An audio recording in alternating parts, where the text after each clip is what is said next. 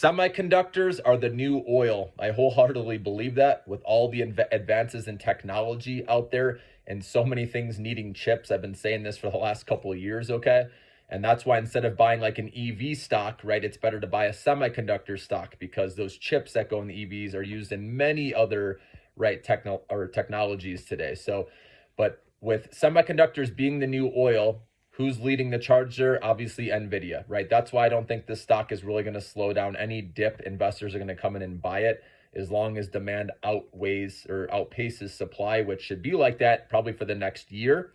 But like I've been saying with NVIDIA, you have to watch the year over year comparisons. The next 2 quarters, they could still beat nicely, but then it's going to be harder to beat big, right? When you're talking about large numbers, right? The law of large numbers, always remember that. But I think we have a couple quarters where this can keep beating nicely. All right. But we'll see what the stock price reaction, what happens. Okay. That's where you can, maybe it provides a dip where you can get in if you're a long-term investor.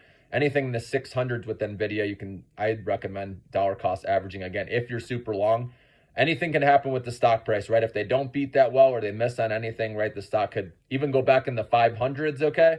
But again, I just believe that's a buying opportunity. Also, PPI report is tomorrow, Friday. And if that comes in hotter than expected, that could provide a little sell-off in NVIDIA, and maybe that goes, into the 600s, okay? But we saw with the CPI report, NVIDIA did not sell off. It remained resilient, and that's why this is a great stock, to hold long at the beginning of this AI chip boom. They're leading the way, and it's crazy how their PE ratio becomes cheaper on a forward basis as they keep reporting earnings. So because of how big their numbers are. This is the one company where their valuation and their stock price is justified with how much they are crushing expectations. But of course, you have to monitor that. Remember, earnings are February 21st, so next Wednesday, I believe that is. And so you're going to want to watch that and make sure they crush expectations again, because if they do miss on anything or they talk about China negatively, right, obviously the stock price could come back into the 600s.